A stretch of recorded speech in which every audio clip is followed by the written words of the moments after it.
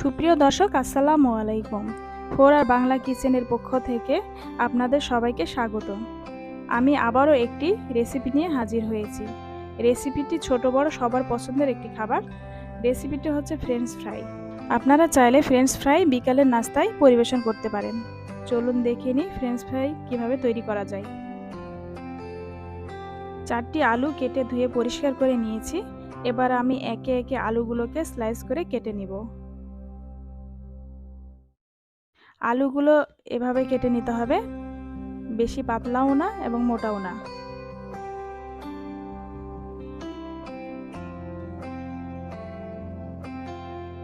সবগুলো আলু কাটা হয়ে গেছে। এবার আমি একটি বাটিতে ভালো করে পরিষ্কার পানি দিয়ে ধুয়ে নিচ্ছি। আলুগুলো ভালো করে ধোয়া হয়ে গেছে। এখন আমি একটি বোল নিয়ে নিব। বোলে টিস্যু পেপার দিব। দেওয়ার পর আলু স্লাইসগুলো ছড়িয়ে নিব।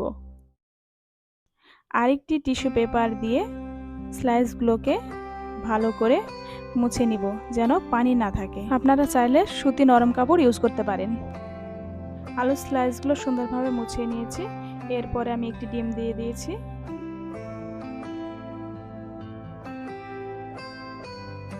এক চামচ কর্নফ্লাওয়ার, হাফ চামচ মরিচের গুঁড়া, হাফ চামচ হলুদের গুঁড়া,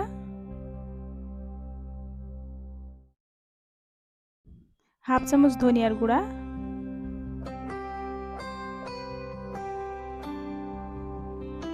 পরিমাণ মতো লবণ, হাফ চামচ আদা বাটা, হাফ চামচ রসুন বাটা, 1 চামচ চাট মশলা।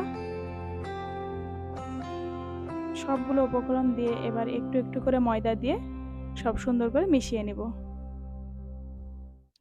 অল্প অল্প করে ময়দা দিয়ে ভালো করে মিশিয়ে নিতে হবে, যেন আলুগুলোর গায়ে মশলাগুলো লেগে থাকে। চুলোয় আমি একটি ফ্রাই প্যান বসিয়ে দিয়েছি। ফ্রাই প্যানে তেল দিয়ে তেল গরম করে নিয়েছি। এবার আমি একে একে মশলা মাখানো আলুগুলো ছেড়ে দেব। মিডিয়াম আঁচে ভালো করে আলুগুলোকে ভেজে নিব। হাই হিটে ভাজা যাবে না, কারণ হাই হিটে ভাজলে ভিতরে কাঁচা থেকে যাবে। ব্রাউন কালার না আসা পর্যন্ত আলুগুলোকে ভালো করে ভাজতে থাকতে হবে। আলুগুলো ব্রাউন কালার হয়ে এসেছে। এবার আমি একটি প্লেটে উঠিয়ে নিব। খুব মচমচে করে আলুগুলোকে ভেজে নিয়েছি। এই ফ্রেঞ্চ ফ্রাই আপনারা চাইলে বাচ্চাদের টিফিনেও দিতে পারেন। টমেটো সসের সাথে জমে যাবে।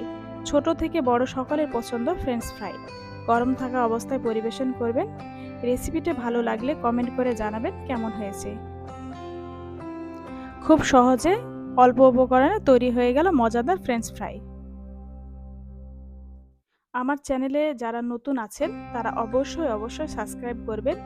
আর যারা সাবস্ক্রাইব করে রেখেছেন তাদের অসংখ্য ধন্যবাদ আমার পাশে থাকার জন্য। আশা করি আমার এই রেসিপিটা আপনাদের সবাই ভালো লেগেছে। ভালো থাকবেন, সুস্থ থাকবেন। আল্লাহ হাফেজ।